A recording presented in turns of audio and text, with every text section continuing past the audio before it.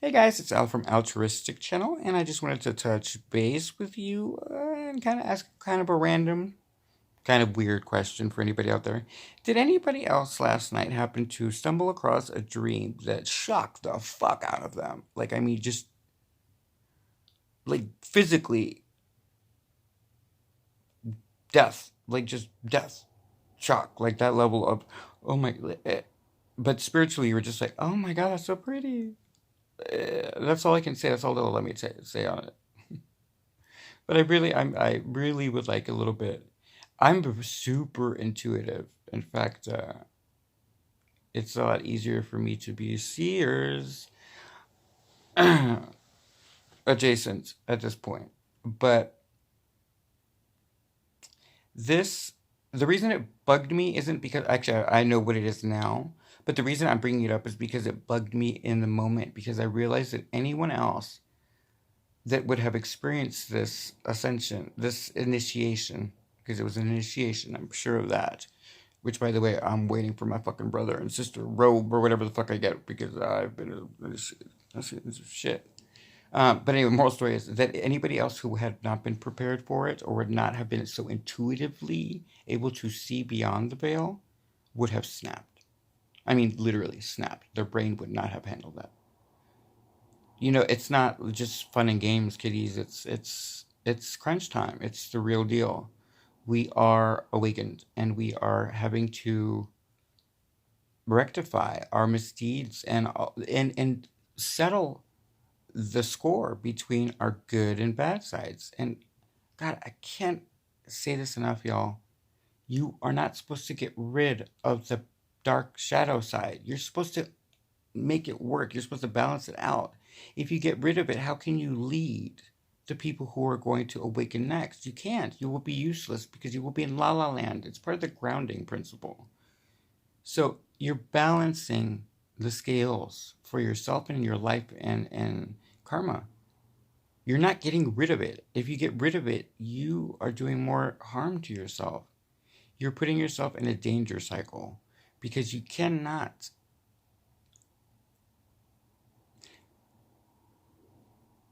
Because you are ascending doesn't mean that everybody else around you is ascending.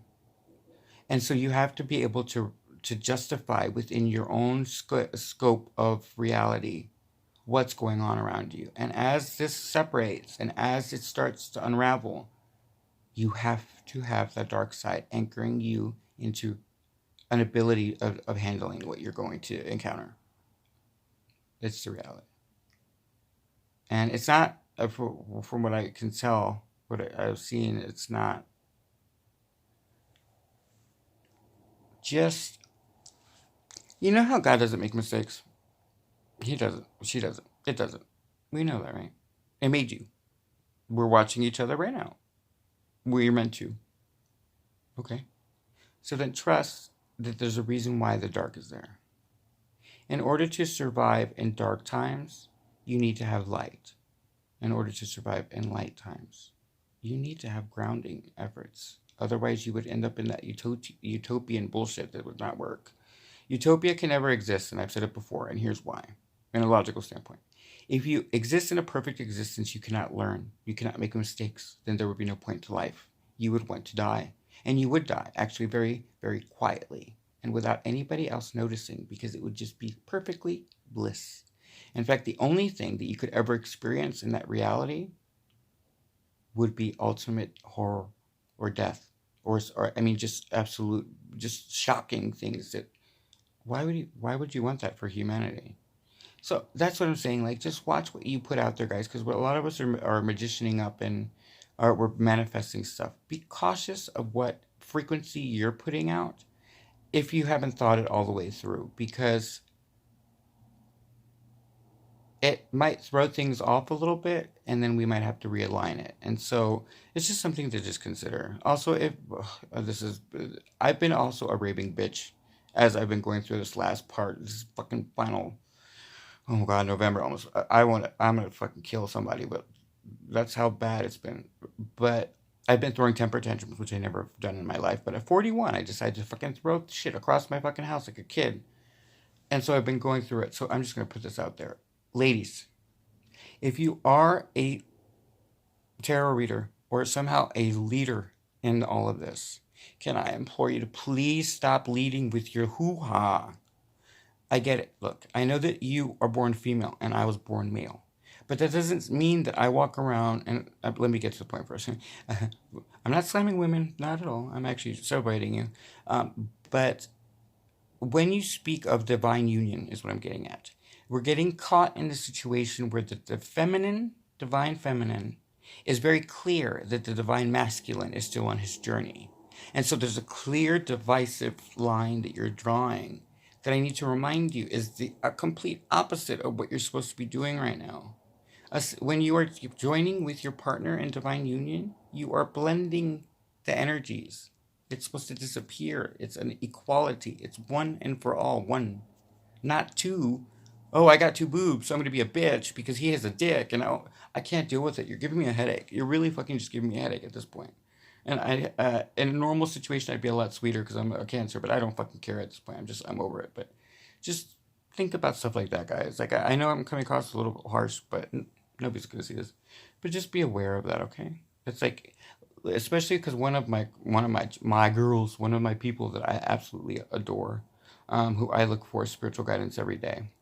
She made a comment the other day, and it caught me off guard. It's just when you are speaking to ascension, and you are moving up the ascension ladder, you cannot make it if you are stuck in your gender. It's not going to work. Just FYI. Spoiler alert, it's not going to work. So it might just be time that we drop that and start working together as he is being a prat right now. And he's acting like a spoiled little shit. That is more to the point than saying the masculine or the feminine. Because then you're defining yourself by your gender, and that's not what it's about. Anyway, bygones. So anyway, I forgot what I started off. Oh, it was the dream. So if anybody else happened to experience initiation or was initiated last night, can you please just email me or something? Because I just want to make sure that we start noting these big things, because it would have snapped. Anybody else that saw what I saw would have snapped, and the reality would have gone. They would have gone crazy. And this is a hard enough journey as it is, and we're going to lose so many people in between. I just don't want to make it that much easier, and I guess it's a place of love that I'm coming from with this, so I hope you understand that. Just like, by the way, ladies, I didn't mean to use you as the example. It's just that that's the person who I last heard it from, and it was because I believe that you are equal. I've never seen you as anything but equal. So for me, it's even more annoying sometimes to hear when people talk about that, because I don't see you as female. I see you as human, as my sister. I don't know. It's just weird, but I'm a weird one. What the hell was I just talking about? See, this is the other part of this fucking month. I can't wait to get out of this fucking shit. Oh, yes.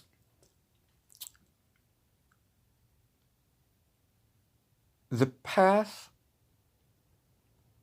everyone's journey is different. So,